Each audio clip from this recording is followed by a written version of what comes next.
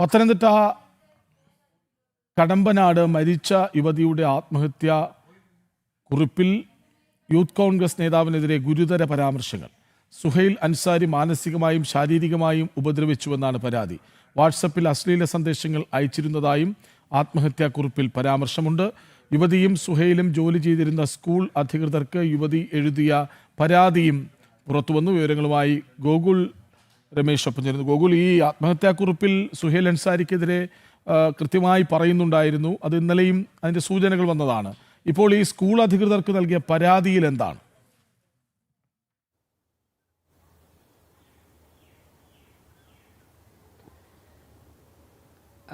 കൃഷ്ണരാജ്, അതായത് സുഹൈൽ അൻസാരിക്കെതിരെ ഗുരുതരമായിട്ടുള്ള പരാമർശങ്ങളാണ് യുവതിയുടെ ആത്മഹത്യാക്കുറിപ്പിലും ഈ സ്കൂൾ അധികൃതർക്ക് യുവതി എഴുതിയ പരാതിയിലും ചൂണ്ടിക്കാണിച്ചിരിക്കുന്നത്. പ്രധാനമായിട്ടും ഈ യൂത്ത് കോൺഗ്രസ് സംസ്ഥാന സെക്രട്ടറി ആയിട്ടുള്ള സുഹൈലിൻ്റെ ഭാഗത്തു നിന്നും ക്രൂരമായിട്ടുള്ള ശാരീരികവും മാനസികവുമായിട്ടുള്ള പീഡനങ്ങൾ താൻ അനുഭവിച്ചിരുന്നു എന്നുള്ളതാണ് യുവതി ചൂണ്ടിക്കാണിക്കുന്നത്. നേരത്തെ തന്നെ യുവതിയുടെ ആത്മഹത്യാക്കുറിപ്പിൽ ഈ രീതിയിലുള്ള പരാമർശങ്ങളുണ്ട് എന്നുള്ള വിവരങ്ങൾ ഇന്നലെ പുറത്തു വന്നിരുന്നു. അതിൻ്റെ അടിസ്ഥാനത്തിൽ സുഹൈൽ അൻസാരി എന്ന് പറയുന്ന യൂത്ത് കോൺഗ്രസ് നേതാവിനെ ഏനാത്ത് പോലീസ് അറസ്റ്റ് ചെയ്ത് നിലവിൽ അയാൾ ഇപ്പോൾ റിമാൻഡിൽ. അതിനുശേഷം ഇന്നാണ് ഇപ്പോൾ ആ കത്ത് പുറത്തു വന്നിരിക്കുന്നത്. ആ യുവതിയുടെ ആത്മഹത്യാക്കുറിപ്പിൽ ആകെ 2 വരി മാത്രമേ ഉള്ളൂ. അതിൽ 2 വരിയിലും പറഞ്ഞിരിക്കുന്നത് സുഹൈൽ കാരണമാണ് താൻ ആത്മഹത്യ ചെയ്യുന്നത്. അയാളുടെ ക്രൂരമായിട്ടുള്ള ശാരീരികവും മാനസികവുമായിട്ടുള്ള പീഡനം സഹിക്കവയ്യാതെയാണ് താൻ ജീവനെടുക്കാൻ തീരുമാനിച്ചിരിക്കുന്നത് എന്നുള്ളത് മാത്രമാണ് ആ യുവതി ആത്മഹത്യാക്കുറിപ്പിൽ എഴുതിയിരിക്കുന്നത്. അതുകൂടാതെ യുവതിയും ഈ സുഹൈലും ജോലി ചെയ്തിരുന്ന കൊല്ലത്തെ സ്വകാര്യ സ്കൂൾ അധികൃതർക്ക് മാനേജ്മെന്റിനായിട്ട് ഈ സുഹൈലിനെതിരെ അയച്ചിരിക്കുന്ന ഒരു പരാതിയിൽ എഴുതിയിരിക്കുന്ന പരാതിയിൽ കൂടുതൽ കാര്യങ്ങൾ ആ യുവതി ഉൾപ്പെടുത്തിയിരിക്കുന്നു. അതായത് വാട്സപ്പിലൂടെ തന്നെ സ്ഥിരമായിട്ട് ശല്യപ്പെടുത്തിയിരുന്നു. തന്നെ നഗ്ന ദൃശ്യങ്ങളും സ്വകാര്യ ദൃശ്യങ്ങളും ഒക്കെ ഇയാൾ സ്ഥിരം ആവശ്യപ്പെട്ടുകൊണ്ടിരുന്നു. വാട്സപ്പിലൂടെ ഭീഷണിപ്പെടുത്തുകയും ഇത്തരത്തിൽ അശ്ലീലകരമായിട്ടുള്ള സന്ദേശങ്ങൾ സ്ഥിരമായി അയക്കുകയും ചെയ്തിരുന്നു. ഇയാൾക്കെതിരെ ആ രീതിയിൽ കർശനമായിട്ടുള്ള നടപടി സ്വീകരിക്കണമെന്ന് ആവശ്യപ്പെട്ടുകൊണ്ടാണ് യുവതി സ്കൂൾ അധികൃതർക്ക് ഒരു കത്ത് എഴുതി വച്ചിരിക്കുന്നത്.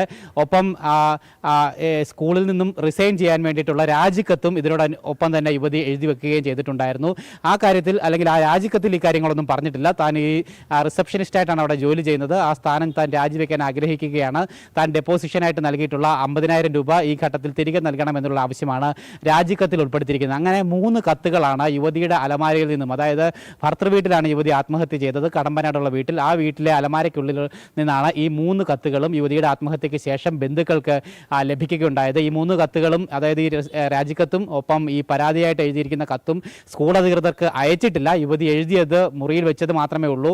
സ്കൂൾ അധികൃതർക്ക് ഈ കത്ത് ഏതെങ്കിലും മുഖേന ലഭിച്ചിട്ടില്ല എന്നുള്ളത് തന്നെയാണ് നമുക്ക് ലഭിക്കുന്ന വിവരം. എന്തായാലും അങ്ങനെ 3 കത്തുകൾ ലഭിച്ചു. ആ 3 കത്തുകൾ പോലീസിനെ ഏൽപ്പിക്കുകയും ഇന്നലെ തന്നെ ബന്ധുക്കൾ ചെയ്യുകയും ചെയ്തിട്ടുണ്ടായിരുന്നു. എന്തായാലും ഈ കത്തിലൊക്കെ തന്നെ ഗുരുതരമായിട്ടുള്ള പരാമർശങ്ങൾ ഈ യൂത്ത് കോൺഗ്രസ് സംസ്ഥാന സെക്രട്ടറിക്കെതിരായിട്ട് ഉണ്ട്. എന്തായാലും അയാളുടെ ഭാഗത്തു നിന്നും ചെറുതല്ലാതായിട്ടുള്ള അല്ലെങ്കിൽ വലിയ രീതിയിലുള്ള പീഡനം, അത് ശാരീരികവും മാനസികവുമായിട്ടുള്ള പീഡനം ഈ യുവതി അനുഭവിച്ചിരുന്നു എന്നുള്ള കാര്യം യുവതിയുടെ വാക്കുകളിൽ നിന്ന് തന്നെ വ്യക്തമാണ്. എന്തായാലും ആ കാര്യങ്ങളിലൊക്കെ കഴമ്പുണ്ട് എന്ന് മനസ്സിലാക്കിയതിൻ്റെ അടിസ്ഥാനത്തിലാണ് ഏനാത്ത് പോലീസ് ഈ സുഹൈൽ അൻസാരിയെ ഇന്നലെ അറസ്റ്റ് ചെയ്യുകയും അയാളെ ഇപ്പോൾ റിമാൻഡിലേക്ക് മാറ്റിയിരിക്കുകയും ചെയ്യുന്നത്.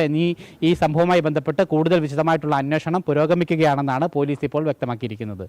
കൃഷ്ണരാജ്, വിവരങ്ങൾ നൽകുകയായിരുന്നു ഗോകുൽ രമേശ്.